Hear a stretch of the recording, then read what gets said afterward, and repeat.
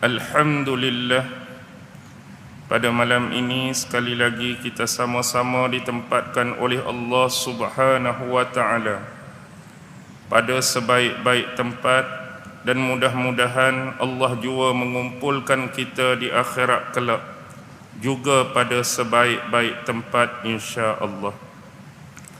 Tuan-tuan, puan-puan, hadirin hadirat, muslimin muslimat yang dirahmati sekalian, marilah sama-sama kita membaca, menghayati, merenung dan mentadabbur sepotong ayat yang difirmankan oleh Allah Subhanahu wa taala di dalam surah Al-An'am, merujuk ayat yang ke-6, yang mana Allah Subhanahu wa taala berfirman, a'udzu billahi minasyaitonir rajim.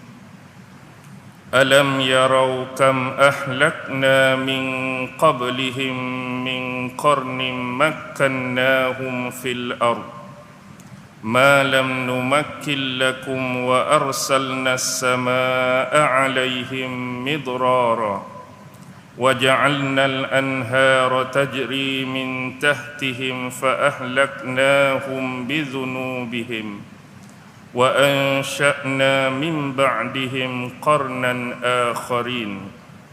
Surah Al-An'am ayat yang ke-6. Firman Allah Subhanahu wa ta'ala, alam yarau kam ahlakna min qablihim min qarn.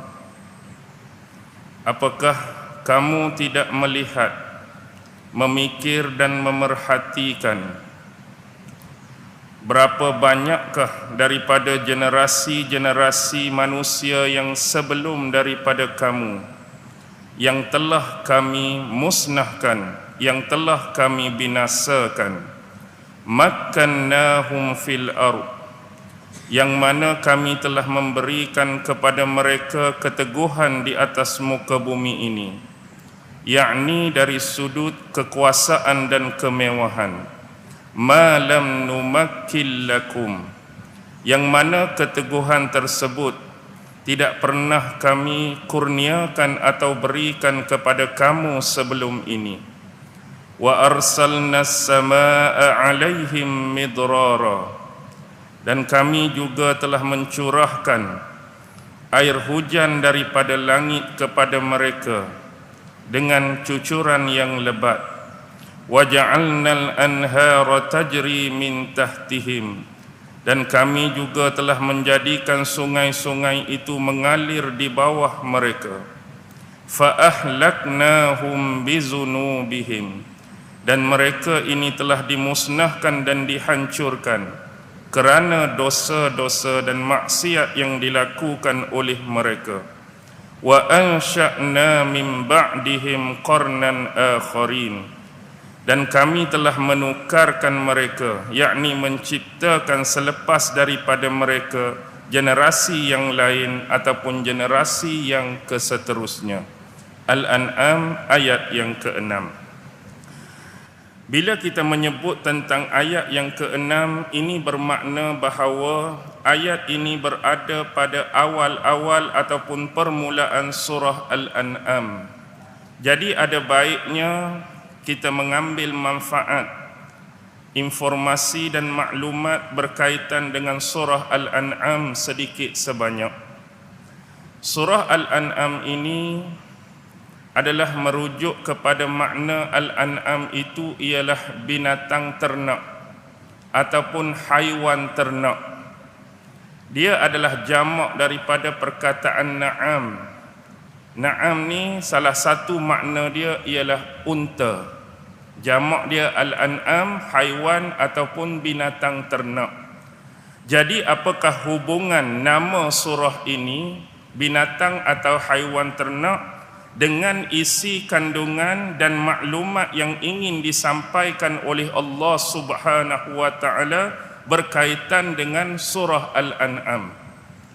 Yakni Allah nak bagi tahu kepada kita ada sebahagian daripada kepercayaan, iaitu merupakan akidah yang syirik yang dipunyai oleh musyrikin-musyrikin di Mekah berkaitan dengan binatang ataupun haiwan ternak ini. Bagaimanakah bentuk akidah syirik tersebut? Mereka mempunyai kepercayaan iaitu dengan cara mengkhususkan jenis-jenis binatang tertentu. Contohnya unta. Mereka anggap inilah unta yang paling baik, inilah unta yang paling hebat, inilah unta yang paling sempurna. Dan unta-unta jenis seperti ini mereka akan khususkan untuk dijadikan sebagai apa? Sebagai ritual ataupun sebagai korban kepada pemujaan dan penyembahan berhala-berhala mereka. Jadi jelas di sini boleh faham hubungan haiwan ternak itu dari sudut akidah syirik yang Allah nak nisbahkan kepada golongan-golongan musyrikin di Mekah. Baik, surah Al-An'am ini adalah merupakan surah yang ke-6 mengikut tertib dan susunan surah-surah Al-Quran. Dan kita juga perlu ingat dan maklum pada kita bentuk tertib dan susunan surah Al-Quran ini adalah dalam bentuk tauqifi, arahan dan perintah daripada Allah. Bukan suka-suka Nabi Muhammad nak letakkan surah ni yang pertama, surah ni yang kedua, surah ni di tengah, surah ni kemudian. Ni bukan rekaan Nabi, tapi ada panduan daripada Allah Subhanahu wa taala. Baik, apabila kita merujuk surah yang pertama, surah Al-Fatihah, kita letak tepi dulu surah Al-Fatihah. Baik, surah yang kedua ialah surah Al-Baqarah. Surah Al-Baqarah adalah merupakan surah Madaniyah yang paling besar dan paling panjang. Baqarah ada 286 ayat. Kemudian surah seterusnya adalah surah apa? Surah Ali Imran, ada 200 ayat, juga surah Madaniyah yang diturunkan di Madinah. Surah seterusnya adalah surah An-Nisa, juga surah Madaniyah. Surah seterusnya adalah surah Al-Ma'idah, juga surah Madaniyah. Jadi keempat-empat surah sebelum surah Al-An'am, baik atas nama Baqarah, Ali Imran, An-Nisa dan Al-Ma'idah, semua berturutan surah-surah ini adalah surah Madaniyah, yakni surah-surah yang diturunkan di Madinah. Tetapi bila masuk surah yang ke-6 iaitu surah Al-An'am, ini adalah surah yang pertama mengikut tertib dan susunan Al-Quran adalah surah Makkiyah. Dan ini adalah surah Makkiyah yang paling besar. Maksud paling besar di sini adalah surah yang mempunyai ayat yang panjang. Kita tahu surah Al-An'am mempunyai 165 ayat. Satu surah yang agak panjang ayat-ayat dia. Baik, surah Al-An'am ini dikatakan diturunkan pada waktu malam. Kalau kita melihat muqaddimah tafsir Ibnu Katsir menyebutkan ada daripada Atha, ada daripada Ikrimah, ada daripada Al-Aufi, yang mana riwayat daripada Ibnu Abbas menyebutkan surah ini diturunkan pada waktu malam. Konteks siang atau malam, surah ni turun waktu malam. Kalau kita tengok konteks masa atau zaman, bila surah ni diturunkan kepada Nabi Muhammad sallallahu alaihi wasallam, surah ni diturunkan kepada Nabi Muhammad setahun sebelum berlakunya peristiwa hijrah Nabi ke bumi Madinah. Setahun sebelum hijrah Nabi ke Madinah.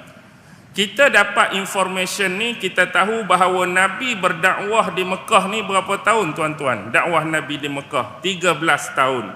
Jadi kalau sebut setahun sebelum hijrah, maksudnya waktu surah ini diturunkan sudah hampir 12 tahun Rasulullah mendakwah dan mentablilkan Al-Quran, wahyu dan firman-firman Allah ini kepada musyrikin-musyrikin di Mekah. Tuan-tuan tentu boleh bayangkan tempoh dan masa 12 tahun menyampaikan dakwah dan risalah ni bukan tempoh yang pendek, bukan tempoh yang singkat. Kita hari ini bertindak sebagai ustaz, bertindak sebagai penceramah, baru berceramah 3-4 tahun, baru ceramah 5-6 tahun. Tapi buat masa ni Rasulullah dah hampir 12 tahun menyampaikan dakwah, tetapi tindak balas yang diterima oleh Rasulullah masih tetap sama. Kalau awal-awal dulu duk lawan Nabi, kalau awal-awal dulu duk tentang Nabi, dalam tempoh 12 tahun pun perangai dan sifat mereka masih tetap sama. Lagu tu juga, tetap lawan Nabi, tetap ingkar kepada Allah dan Rasulnya. Baik, konteks surah ini diturunkan juga diceritakan dalam banyak riwayat. Kalau dalam tafsir Imam Ibnu Katsir disebutkan 6 hingga 7 riwayat.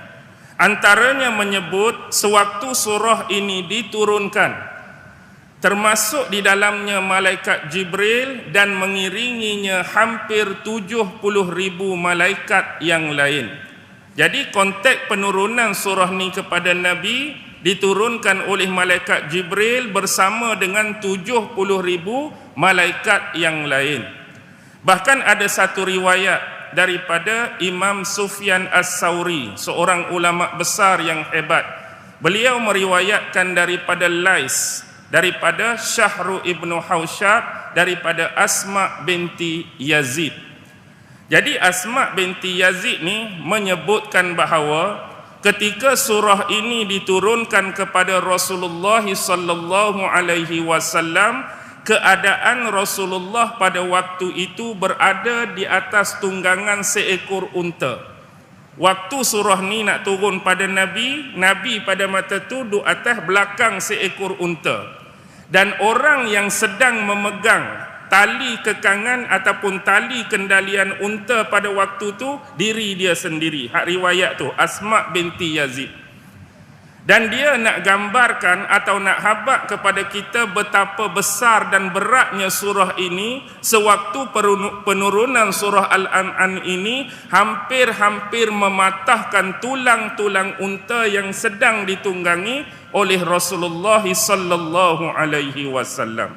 Nak habaq betapa beratnya surah ini. Jadi inilah nak menunjukkan kemuliaan surah Al-An'am, kerana kalau kita memerhatikan kepada surah-surah besar ataupun surah-surah yang mempunyai ayat yang banyak, kebiasaannya surah-surah ini diturunkan secara tadarruj, sedikit demi sedikit, 2 ayat, 3 ayat, 5 ayat sehingga membentuk satu surah. Tapi surah Al-An'am ini diturunkan hampir sekaligus. Hampir sekaligus, nak cakap hak turun sekaligus tu jumlah yang cukup banyak. Dan ada beberapa ayat yang dikecualikan daripada surah ini, dan ayat tersebut dinisbahkan dengan ayat Madaniyah, walaupun surah ni surah Makkiyah. Jadi berapa jumlah dia? Ulama-ulama menyebut jumlah ayat yang terkecuali daripada yang turun sekaligus itu ialah 9 ayat. 9 ayat. Jadi kalau 165 ayat tolak 9 hak diiktiraf sebagai Madaniyah, baki dia tinggal berapa? 165 tolak 9, 156 ayat. Jadi 156 ayat itulah Makkiyah yang turun sekaligus, baki lagi ialah 9. Dan kalau orang yang nak mencari tahu tentang agama dia, lebih-lebih lagi berkaitan dengan wahyu, pasti mereka akan mencari-cari dan tertanya-tanya, benar jumlah dia 9 ayat, tapi merujuk ayat yang mana? Untuk memudahkan kita, Imam Ibnu Katsir telah menyediakan informasi tersebut. Ayat pertama ayat 20, ayat kedua ayat 23, ayat ketiga ayat 91, ayat keempat ayat 93, ayat kelima 114, ayat keenam 141, ayat ketujuh, ke-8, ke-9 dia berderet beratur 151, 152, 153. Saya ulang sekali lagi, 20, 23, 91, 93, 114, 141, 151, 152, 153. Inilah 9 ayat yang dikatakan sebagai Madaniyah. Baik, bila kita melihat surah Al-An'am yang berpaksikan kepada surah Makkiyah, Umum kita tahu tema perbahasan surah Makkiyah amat berbeza dengan tema perbahasan surah Madaniyah. Surah Makkiyah yang awal-awal turun di Mekah, tema dia lebih kepada kepercayaan, keimanan, akidah kepada Allah Subhanahu wa taala. Ayat-ayat tersebut menceritakan bagaimanakah untuk mengenal Allah dengan sebenar-benar pengenalan, bagaimanakah cara beriman kepada Allah dengan cara yang sebenar. Kalau kita nak beribadah, kalau kita nak mengibadahi Allah, bagaimanakah cara nak mengibadahi Allah, menyembah Allah, sujud kepada Allah dengan cara yang sebenar.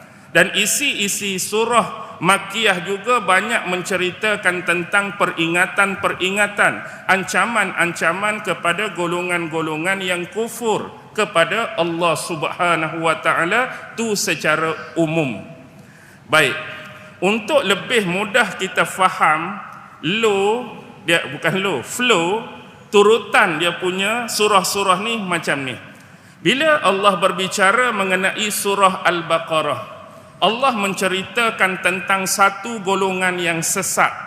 Baqarah, Allah nak cerita golongan yang sesat. Golongan yang dimaksudkan ialah golongan Yahudi.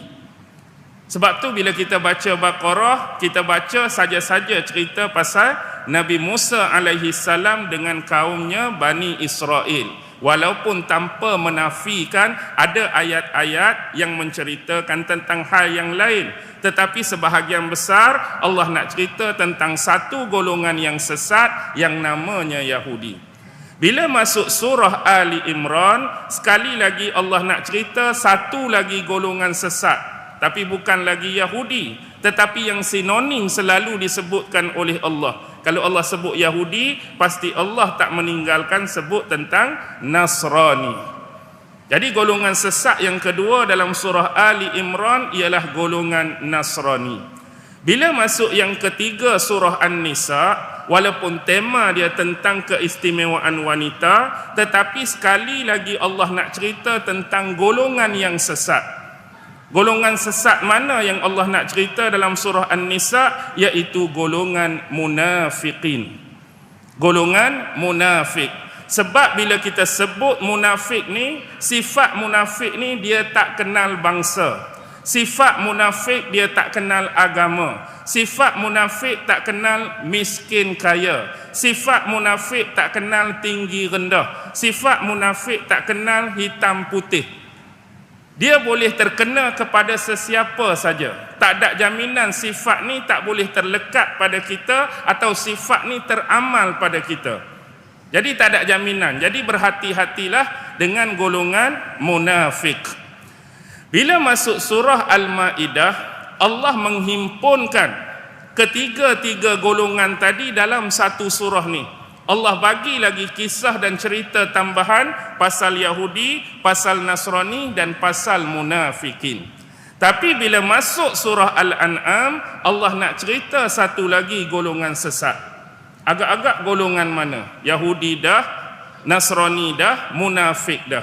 Jadi kita boleh kesan daripada hak saya bagi tahu awal tadi, hubungan binatang ternak dengan akidah kesyirikan. Yang bab surah Al-An'am Allah nak cerita satu lagi golongan sesat ialah golongan musyrikin, iaitu golongan-golongan yang mempersekutukan Allah, golongan yang mensyarikatkan Allah. Bahasa orang kampung, bahasa kitab Jawi, golongan yang menduakan Allah.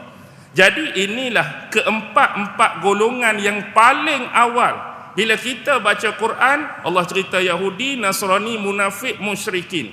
Supaya kita benar-benar mengenali keempat-empat golongan ini dengan sebenar pengenalan.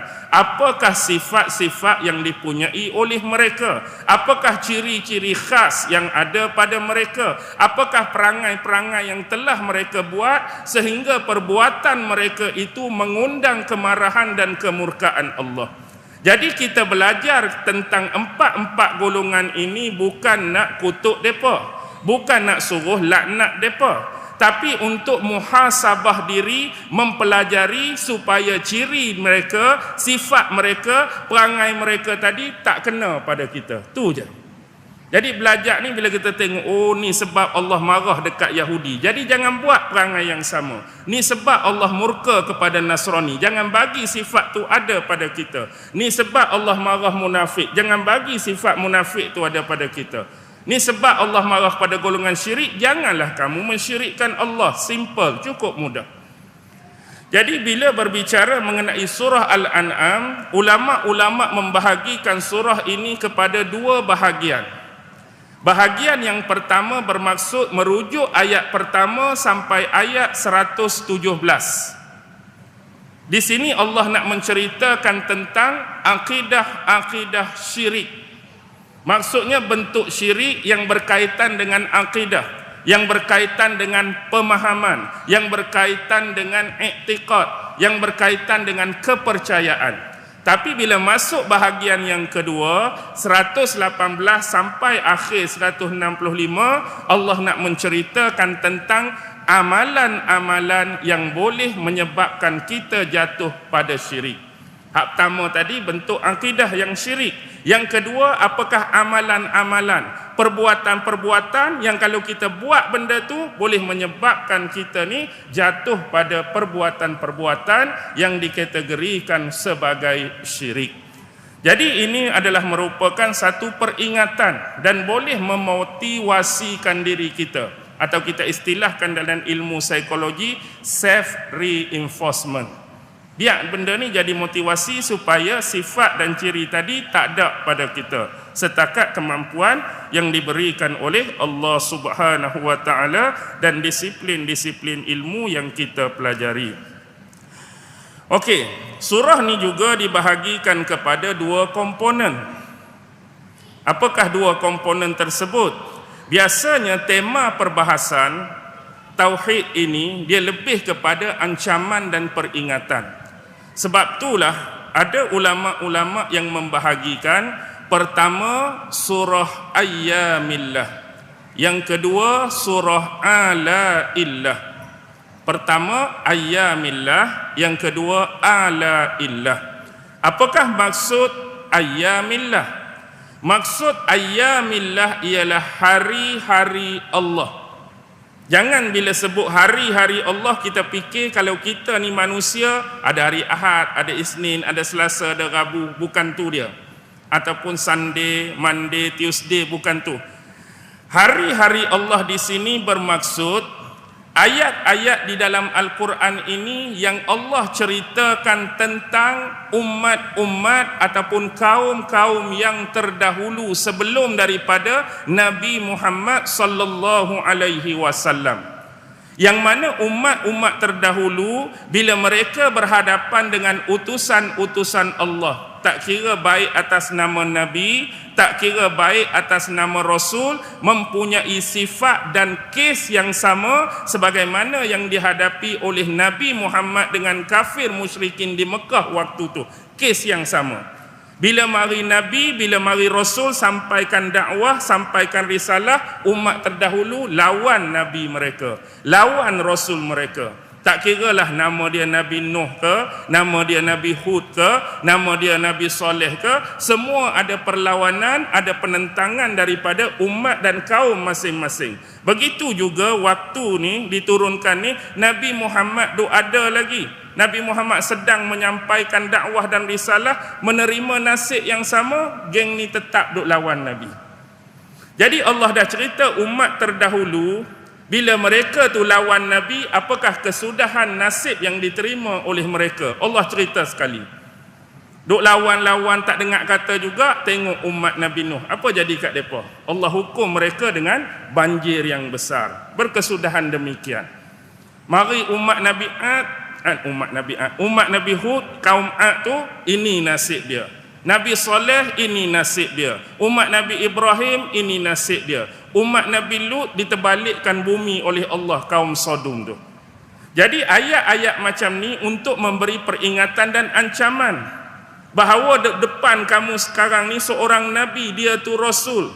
Sebagaimana umat terdahulu berhadapan dengan Nabi dan Rasul mereka, bila mereka lawan, itulah Allah balas, itulah Allah hukum. Kamu tak takut tak kalau Allah beri benda yang sama pada kamu akibat lawan Nabi dan Rasul, nama Muhammad hak duduk dakwahkan kamu sekarang ni. Itu maksud ayyamillah. Yang kedua, alaillah bermaksud nikmat-nikmat pemberian Allah. Jadi untuk menguatkan, mengukuhkan hubungan tauhid ni, kita perlu kenal Allah.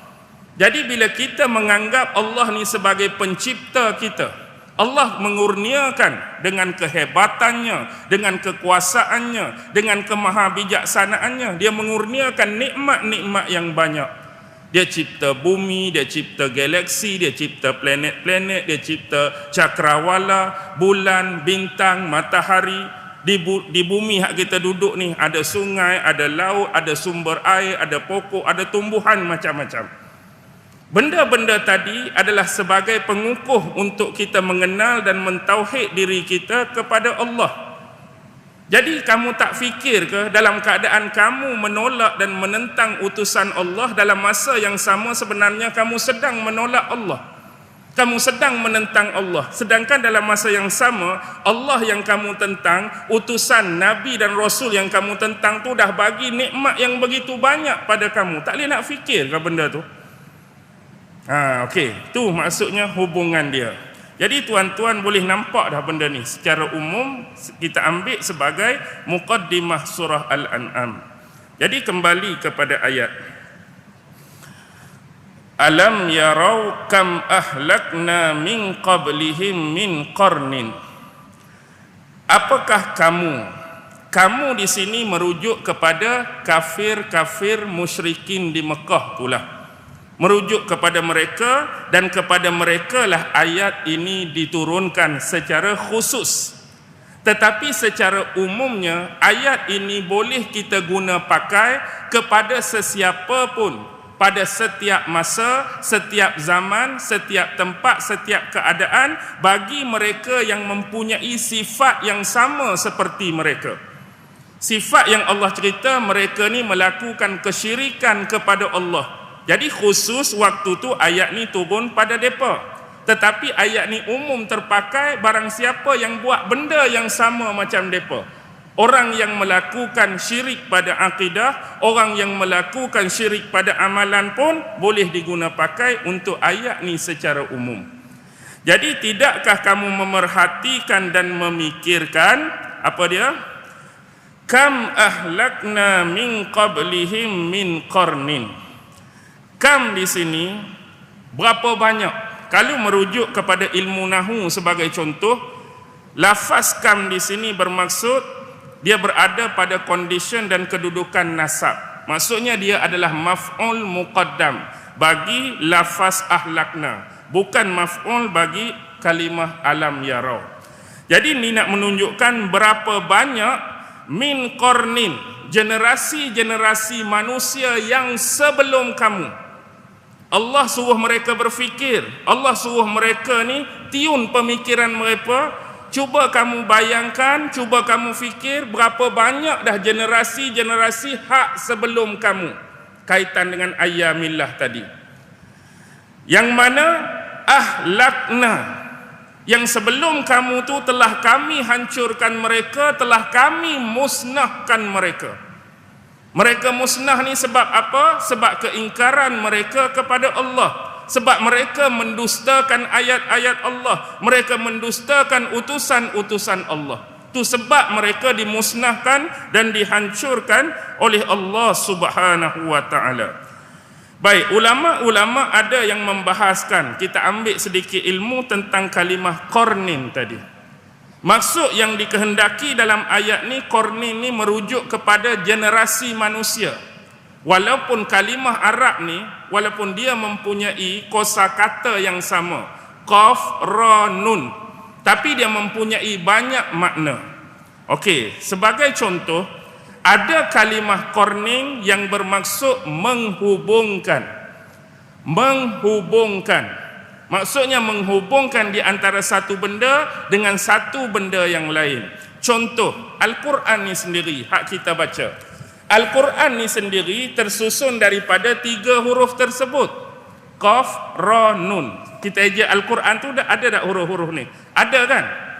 Tak, dalam ejaan kalimah Al-Quran tu ada huruf Qaf, ada huruf Ra, ada huruf Nun. Jadi dengan maksud menghubungkan di sini, bermaksud kitab Allah yang namanya Al-Quran ini menghubungkan ayat-ayat yang difirmankan oleh Allah Subhanahu wa ta'ala. Antara makna lain bagi qarn, sebagai contoh, qarn ni ialah tanduk. Tanduk. Sebab tu ada gelaran bagi seorang raja yang Allah cerita di dalam bab terakhir surah Al-Kahfi kan, iaitu merujuk kepada Zulqarnain. Masih ada lagi kosakata yang sama, Qaf, Ra, Nun. Maksud Zulqarnain seorang pemimpin yang mempunyai 2 tanduk. Walaupun perbahasan tu panjang lah. Ada riwayat menyebut 2 tanduk, bermaksud dia ada 2 lekukan di atas dahi pun ada, bermaksud dia menguasai pemerintahan yang luas timur dan barat pun ada. Ada yang bermaksud dia bila berperang ni dia pakai topi yang ada 2 tanduk. Itu biarlah ulama-ulama yang menyelesaikannya. Tapi itu antara perbahasan why dia digelar Zulqarnain. Ada juga Qaf, Ra, Nun, qarn ini dinisbahkan dengan amalan ataupun ibadat haji kita. Contoh kan, kita nak pergi buat haji, ada macam-macam jenis haji yang kita belajar sebelum pergi Mekah. Ada namanya haji ifrad, ada namanya haji tamattu', dan ada namanya haji qiran. Takkan kita tak dengar? Haji qiran tu kosakata yang sama, Qaf, Ra, Nun. Qiran bermaksud menghubungkan dan menyatukan. Haji qiran ni kita satukan apa dia? Ibadah haji dan umrah dalam satu masa. Tu kita belajar tentang bahasa lah kita kata. Okey, seterusnya qarn ini juga boleh merujuk kepada apa? Boleh merujuk kepada generasi manusia yang hidup pada suatu-suatu masa atau satu-satu zaman. Inilah makna qarn yang dikehendaki dalam ayat ni, merujuk kepada generasi manusia. Dia diambil daripada kalimah iktiran, bermaksud satu generasi yang menghubungkan kepada generasi yang keseterusnya. Baik, kalau kita buka tafsir Al-Qurtubi, tafsir Imam Qurtubi yang bernama Al-Jami' li Ahkamil Quran, dia datangkan satu kata-kata daripada seorang penyair. Kalaulah pergi ataupun berlalu satu generasi yang kamu pernah hidup di dalamnya. Dengar baik-baik. Kalau dah berlalu, dah pergi, satu generasi yang kamu pernah hidup di dalamnya, tiba-tiba kamu hidup lagi pada generasi seterusnya, nescaya kamu akan dianggap sebagai orang-orang yang terasing pada generasi tersebut. Kalau dah berlalu, habis dah satu generasi yang kamu pernah hidup dalam generasi itu, tiba-tiba Allah bagi kamu umur yang panjang sampai kamu boleh hidup pada generasi yang sesudahnya atau seterusnya, nescaya kamu akan dianggap orang yang terasing, orang asing dalam generasi tersebut. Syair ini disebutkan hasil cantuman, satu daripada Ibnu Manzur dalam kitab dia Lisanul Arab, satu lagi disebutkan oleh Al-Jauhari dalam kitab dia As-Sihah. Okey. Seterusnya, hubung kait untuk mengesahkan ni adalah makna yang dikehendaki, sebagaimana juga satu hadis yang diriwayatkan oleh banyak imam-imam hadis. Hadis ni ada dalam Sahih Bukhari, ada dalam Sahih Muslim, ada dalam Sunan At-Tirmizi, ada dalam Sunan Ibnu Majah, dan ada dalam Musnad Imam Ahmad. Hadis ni masyhur yang selalu kita dengar. Rasulullah pernah menyebut khairun nasi qarni. Sebaik-baik kurun adalah kurun aku. Rasulullah guna perkataan kurun tu merujuk ke sebaik-baik manusia yang hidup di satu-satu masa tu adalah masa aku, yakni as-sahabah, summal ladzina yalunahum, summal ladzina yalunahum. Kemudian generasi yang sesudahnya, kemudian generasi yang sesudahnya. Lepas sahabat, zaman tabi'in, lepas zaman tabi'in, zaman tabi'in. Itu adalah sebaik-baik generasi. Dan dalam lafaz hadis tu Rasulullah guna qarni, kurun aku, bermaksud generasi yang hidup pada zaman aku. Itu makna dia. Walau bagaimanapun ada satu lagi makna kurun yang sama kita sebut bahasa Melayu hari ni, satu kurun itulah tempoh masa, satu kurun. Satu kurun bermaksud berapa ratus tahun? 100 tahun. Tapi kalau tuan-tuan buka tafsir Ibnu Katsir, maafkan saya, tuan-tuan buka tafsir Imam Qurtubi, dia ada buat penjelasan kurun berkaitan dengan tafsir ayat ni. Dia kata ada sebahagiannya menyebut satu kurun bersamaan 60 tahun. Ada sebahagian satu kurun 70 tahun. Ada sebahagian satu kurun 80 tahun. Dan ada sebahagian satu kurun sama seperti yang disepakati sekarang 100 tahun. Yang 100 tahun inilah diamalkan dan dianut oleh ulama-ulama ahli hadis. Ulama-ulama ahli hadis menetapkan hak banyak-banyak tadi 60, 70, 80, satu kurun tu merujuk kepada 100 tahun. Jadi bagaimana penetapan ini dibuat? Ada argumentasi dia, ada dalil, ada hujah. Ulama-ulama hadis ini menggunakan satu hadis daripada Rasulullah sallallahu alaihi wasallam. Hadis ni diriwayatkan oleh Al-Imam Ibnu Asir dalam kitab dia An-Nihayah. Tuan-tuan boleh rujuk. Iaitu Rasulullah pernah menyebutkan satu benda kepada seorang sahabat yang bernama Abdullah bin Busr. Rasulullah sebut kepada Abdullah bin Busr, kamu akan hidup selama satu kurun. Rasulullah sebut kat sahabat tu, kamu akan hidup selama satu kurun. Dan bila lihat kepada kehidupan dia selepas tu, dia hidup selama 100 tahun. Jadi berdalilkan kepada riwayat tersebut, satu kurun dimaknakan dengan 100 tahun. Okey, itulah perbahasan tentang korni. Makkannahum fil ardi ma lam numakkil lakum. Yang mana umat-umat sebelum ini yang dimaksudkan itu, kami telah memberikan keteguhan kepada mereka di atas muka bumi. Kami memberikan keteguhan kepada mereka di atas muka bumi. Keteguhan di sini bermaksud memberikan kekuasaan dan kemewahan kepada mereka. Yang mana keteguhan tersebut malam numakil lakum, yang tak pernah kami berikan kepada kamu sebelum ni. Jadi mengapa kamu nak berlaku sombong kepada kami? Nak berlaku sombong kepada aku sebagai pencipta kamu? Nak berlaku sombong kepada utusanku yang bernama Muhammad sallallahu alaihi wasallam? Jadi ini adalah merujuk kepada umat-umat terdahulu yang telah diberikan kenikmatan kait dengan ala illah tadi, yang diberikan kemewahan oleh Allah jauh berbanding dengan apa yang kamu punyai sekarang. Sebagai contohlah, kita boleh tengok apa yang sudah Allah berikan kepada umat-umat yang terdahulu dari sudut kemajuan teknologi yang dimiliki oleh mereka. Sebagai contoh kaum Ad, kaum Nabi Hud tu, selalu imam-imam kita baca satu surah waktu subuh merujuk surah Al-Fajr. Bukankah ada beberapa ayat dalam Al-Fajr menceritakan alam tara kaifa fa'ala rabbuka bi'ad irama dzatil imad allati lam yukhlaq misluha fil bilad. Tidakkah kamu melihat apakah yang telah kami lakukan kepada kaum Ad? Tu kaum Nabi Hud. Irama zatil imad. Iram ni satu bandar, satu kota yang hebat yang dipunyai oleh mereka, yang mana di dalam kota tersebut berdirinya tiang-tiang yang besar dan tiang-tiang yang tinggi. Nak hebat dah Allah bagi. Teknologi, material yang ada pada mereka, allati lam yukhlaq misluha fil bilad, yang tak pernah kedapatan teknologi dan kemewahan seperti itu pada mana-mana negeri lain sebelum ni. Tapi apa akhir kesudahan mereka? Tetap dibinasakan oleh Allah. Tetap dibinasakan oleh Allah. Bagaimana pula contoh zaman Nabi Musa berhadapan dengan Fir'aun? Fir'aun, kita boleh tengok macam-macam teknologi yang ada pada zaman dia, macam-macam kemajuan pada zaman dia, macam-macam ciptaan pada zaman dia. Tetapi akibat membelakangkan syariat-syariat yang dibawa oleh Nabi Musa, keimanan dan kepercayaan yang dibawa oleh Nabi Musa ditolak oleh Fir'aun dan mereka-mereka yang menyokongnya. Akhirnya mereka dilemaskan oleh Allah di dalam Laut Merah. Jadi di sini Allah nak bagi ayat yang berbentuk sindiran.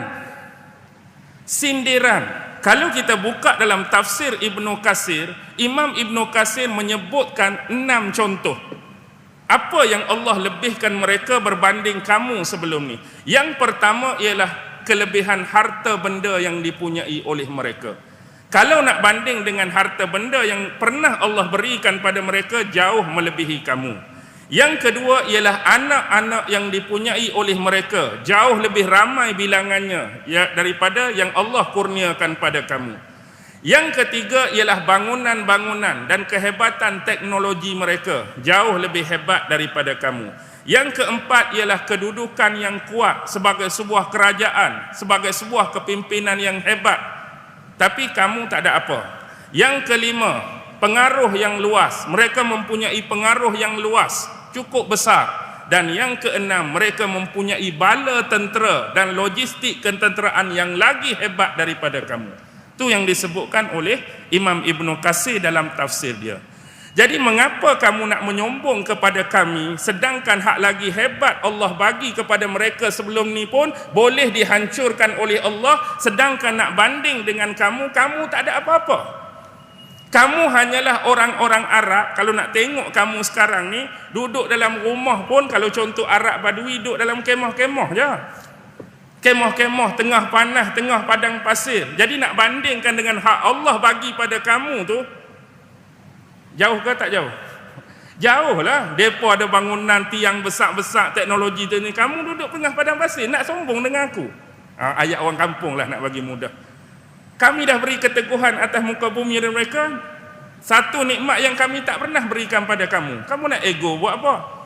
Kamu nak sombong buat apa? Kamu nak riak buat apa?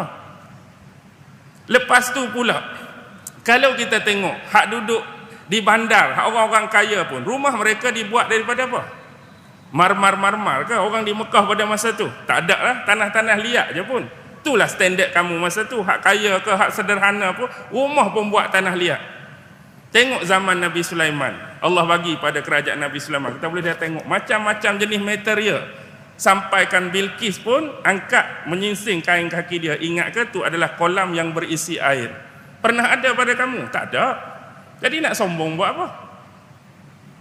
Jadi berita-berita seperti ini adalah dua bentuk. Satu, information. Yang kedua, confirmation. Bagaimana information? Kamu tak hidup pada zaman tu, tapi informasi tu sampai pada kamu kerana berita daripada Rasul kami. Jadi kamu dah tahu sebelum ni, umat Nabi Nuh kena macam ni, umat ni kena macam ni. Sebagai informasi dan maklumat pada kamu, peringatan dan ancaman. Tang mana confirmation? Confirmation ni ada pengesahan.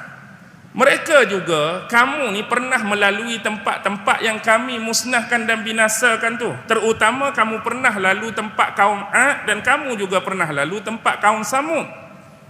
Dalam hadis disebutkan, Rasulullah dan beberapa sahabat pernah lalu tak tempat kaum Samud dibinasakan kan?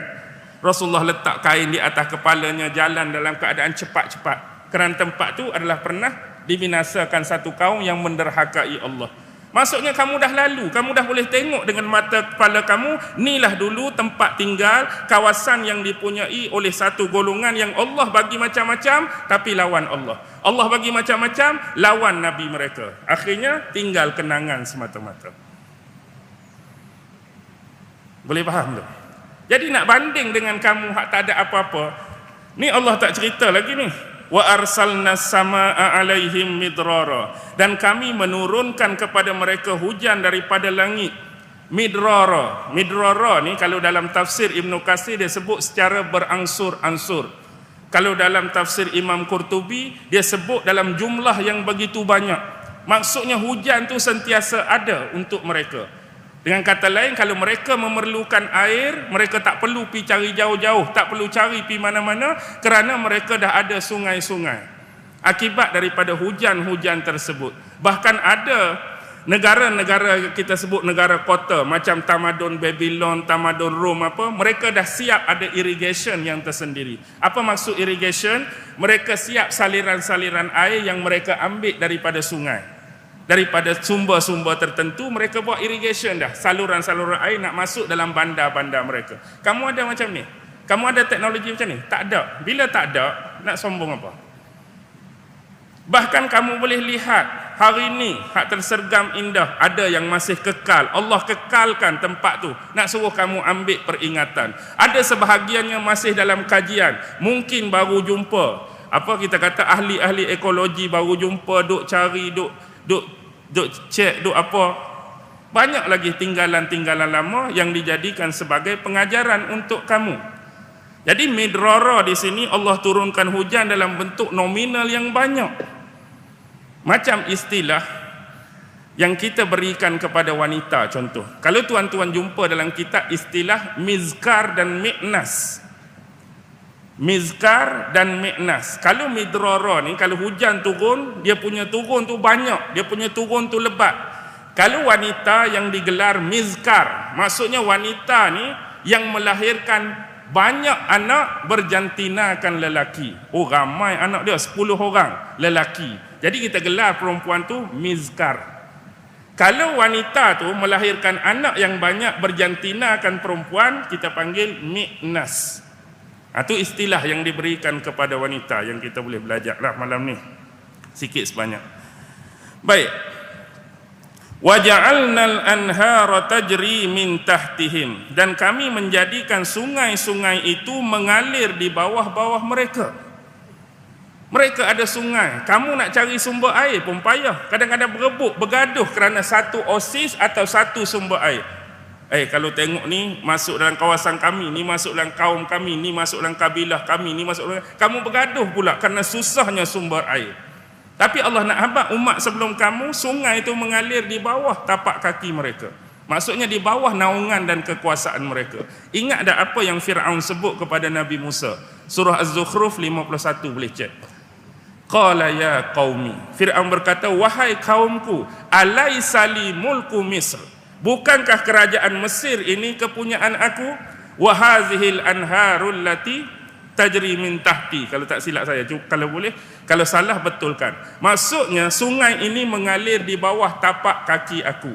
Masuk bawah tapak kaki itu bukanlah dia piduk kaki dia dalam air itu, maksudnya di bawah kekuasaan dia. Afala tubsirun, tidakkah kamu melihat? Tidakkah kamu melihat? Ni kesombongan dia, nak habaq kerajaan Mesir ni kepunyaan aku. Sungai-sungai yang mengalir ni semua di bawah tapak kaki aku, bermasuk di bawah pemerintahan aku. Kamu semua boleh tengok, ni kesombongan. Kamu ada macam tu, nak cari sumber air pun bergaduh, berbalah, berebut. Payahnya hujan hak semacam turun pada mereka. Kita tahulah negeri Arab macam mana kan. Kalau di Mesir, tempat saya belajar setahun 2 kali saja, confirm 2 kali. Satu nak masuk musim sejuk, satu nak masuk musim panas. Tu Allah bagi kat mereka, kamu ni, ini sindiran. Kamu tak ada apa-apa, nak banding dengan mereka, nak sombong. Kalau tak faham lagi, tak faham lah. Okey. Mana tadi? Fa'ahlaknahum bizunubihim. Tapi kami binasakan mereka akibat dari dosa-dosa mereka. Bukan kami binasakan kerana nikmat yang kami bagi tu. Bukan kami binasakan nikmat yang kami bagi, tapi kerana dosa-dosa yang mereka buat. Antaranya yang sama macam kamu ialah mensyirikkan aku, mensyirikkan Allah Subhanahu wa ta'ala. Tak mau menerima Allah tu sebagai Tuhan dan pencipta yang sebenar bagi kamu. Kamu menolak Tuhan, kamu menolak utusan dia. Sebab itulah kamu dibinasakan. Bukan sebab kamu binasa kamu ada bangunan tinggi, bukan sebab kamu binasa kamu ada teknologi yang hebat. Ingat saya sebut, kita sebagai manusia hidup atas dunia hari ini, kita zaman teknologi, zaman era maklumat. Kita sekali-kali tak pernah menolak peradaban, tak pernah menolak ketamadunan, tak pernah menolak sains dan teknologi. Itu adalah kemudahan dan kesenangan untuk kita realisasikan kehidupan kita, nak bagi mudah. Tapi ingat, alat-alat ni, sebab itulah ulama-ulama menyebut, kalau dari sudut sains dan teknologi, kami menolak 2 benda saja. Kalau sains yang menolak kewujudan pencipta. Jelas Sains tak ada jadi masalah, sains tak bermasalah. Tapi sains yang menolak kewujudan pencipta. Satu lagi sains yang mana rekaan-rekaan dan ciptaan sains yang memberi kerosakan dan mudarat kepada manusia dan alam sejagat. 2 ni kami tolak. Selama mana sains tu tak menolak kewujudan Allah, kewujudan pencipta, ni. Selama mana sains tersebut dibuat, dicipta untuk kebaikan manusia, ni. Hak tolaknya, hak tolak Tuhan dengan buat benda tu nak rosakkan manusia dan alam sejagat. Jelas, that's appointed. Jadi benda-benda teknologi ni adalah satu benda untuk memudahkan kehidupan manusia. Dengan kata lain, bila dia berada di tengah kita, dia boleh membawa jalan kepada pahala, dia boleh membawa jalan kepada neraka. Kepada pahala, dosa, syurga, neraka. Nak contoh ni, hak paling mudah depan tuan-tuan. Ini hasil ciptaan sains dan teknologi. Buat rakaman ulama mengajar, buat rakaman tok guru mengajar, buat rakaman untuk didik anak-anak di sekolah. Benda tu boleh menyumbang dan menyalurkan kepada pahala. Tapi kalau tuan rakam benda-benda mengarut, benda-benda maksiat, benda-benda lucah, tuan-tuan pun sendiri sedia maklum dia akan tala ke mana. Jadi bukan salah pada penciptaan sains dan teknologi tu. Bagaimana anda mengguna dan mengarahkan benda tu, boleh pergi pahala, boleh pergi dosa. Dan automatik pahala dosa terkait syurga dan neraka. Ingat jelas. Akhir ni, wa ansha'na min ba'dihim qarnan akharin, dan kami akan ciptakan selepas daripada mereka qarnan, generasi yang keseterusnya. Kalau hak ni tak beriman, hak ni dihancurkan, Allah buat generasi lain dan dia tak akan putus. Generasi demi generasi akan ada sehinggalah ditetapkan oleh Allah dunia ni dikiamatkan habis. Banyak lepas kamu ni, kalau kamu mati, Allah akan buat generasi lain. Mati hak tu lagi. Selagi dunia tak kiamat akan berterusan. Tapi walaupun generasi ni berterusan, kalau perangai masih sama, sifat masih sama mensyirikkan Allah, itulah dia balasan yang Allah akan kenakan. Jadi di sisi Allah, kamu ni tak ada lebih berbanding mereka. Di sisi Allah, kamu ni tak ada kelebihan berbanding mereka. Umat hak sebelum ni, mereka lagi hebat. Dan depan kamu sekarang adalah Rasul yang terbaik, nak dibandingkan dengan ketimbang Rasul yang dipunyai oleh mereka sebelum ni. Mereka juga ada Nabi, tapi hadut depan kamu ni Nabi yang terbaik. Di antara Nabi-Nabi yang ada, tiba-tiba kamu buat perangai. Jadi kalau Allah nak hukum, kalau Allah nak azab, kalau Allah nak hancurkan, kamu yang lebih aula diutamakan untuk dihancurkan. Kalau tak dengar kata juga. Okey, faham Panjang lagi dia punya syarah tapi akibat masa. Jadi saya harap walaupun satu ayat dapat memberikan sedikit kefahaman kepada kita berkaitan nas Al-Quran yang dibacakan tadi. Cuma main point malam ini, janganlah sesekali kita melakukan kesyirikan kepada Allah, baik dalam bentuk akidah, baik dalam bentuk amalan-amalan perbuatan. Jadi masing-masinglah muhasabah diri dan menjaga keimanan masing-masing daripada terjebak dan terjatuh kepada perkara-perkara yang menjadi kemurkaan Allah Subhanahu wa taala. Wallahu alam.